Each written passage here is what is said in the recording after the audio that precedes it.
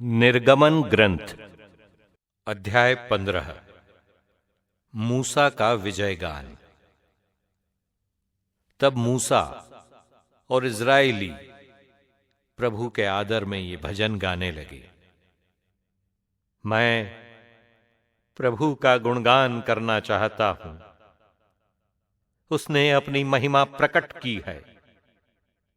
उसने घोड़े के साथ घुड़सवार को समुद्र में फेंक दिया है। प्रभु मेरा शक्तिशाली रक्षक है। उसने मेरा उद्धार किया है। मैं अपने ईश्वर की महिमा गाऊंगा।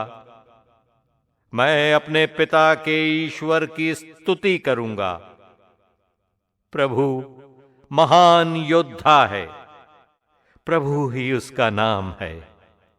उसने फिरौन के रथ और उसकी सेना को सागर में फेंक दिया है।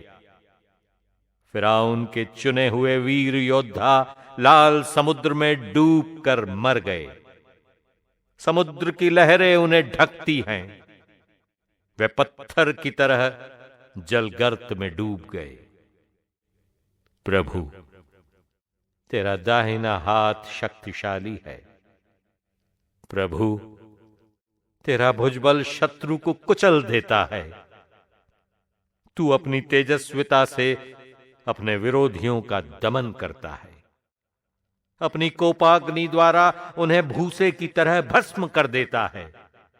तेरी एक ही सांस में पानी थम गया। जलधारा दीवार की तरह खड़ी हो गई और समुद्र की लहरें बर्फ की तरह जम गई। शत्रु ने कहा, मैं उनका पीछा करूंगा और उन्हें पकड़ लूंगा।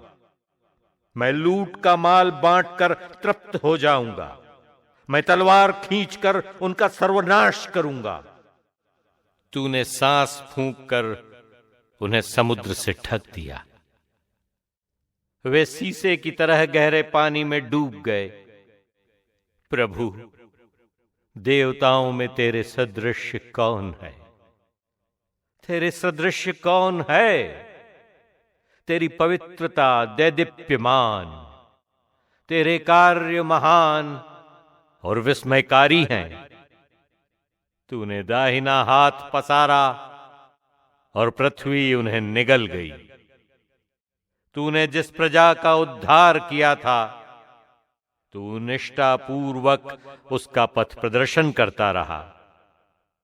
तू उसे अपने सामर्थ्य से अपने पवित्र निवास की ओर ले चला।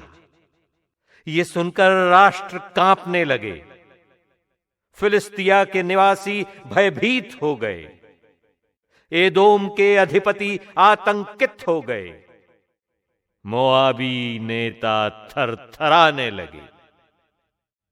कनान के सब निवासी सन्न रह गए। आतंक और भय उन पर छाया रहा। तेरे भुजबल ने उन्हें पत्थर सा निर्जीव कर दिया।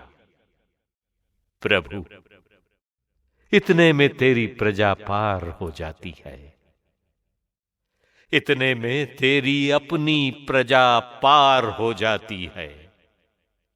तू अपनी प्रजा को ले जाकर अपने पर्वत पर बसाता है, उस स्थान पर जिसे तूने अपने निवास के लिए चुना है, उस मंदिर के पास जिसे तूने अपने हाथों से बनाया है।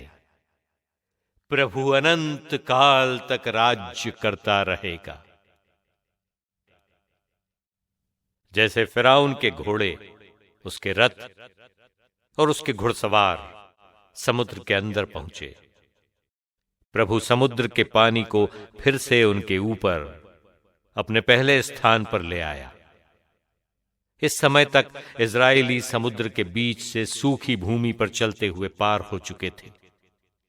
इसके बाद हारून की बहन नबियानी मिरियम अपने हाथ में डफली लेकर बाहर निकली और अन्य स्त्रियां भी अपने अपने हाथ में डफली लिए नाचती हुई उसके पीछे निकल पड़ी। मिरियम उनके साथ ये टेक गाती जाती थी, प्रभु का गुणगान करो क्योंकि उसने महान कार्य किया। उसने घोड़ों और उनके सवारों को समुद्र में बहा दिया है। मरुभूमि में इजराइलियों की यात्रा। मारा में अब मूसा इजराइलियों को लाल समुद्र से आगे ले गया और वे शूर नामक उजाड़ प्रदेश में पहुंचे।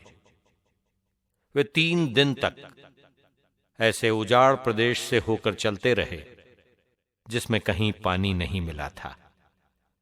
वे मारा पहुंचकर भी मारा का पानी नहीं पी सके थे, क्योंकि वो कड़वा था, और इसीलिए उस स्थान का नाम भी मारा पड़ा।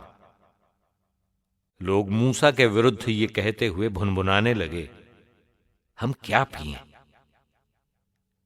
उसने प्रभु की दुहाई दी।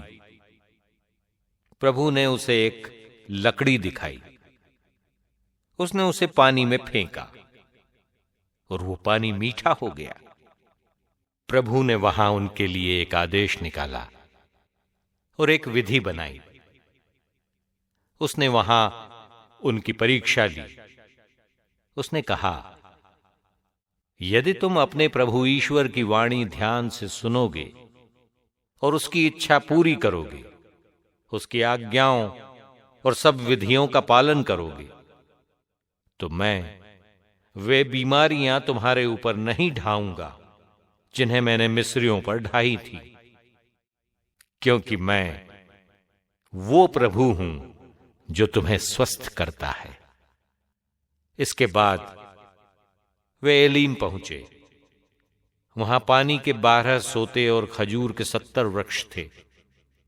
उन्होंने वहीं पानी के पास अपना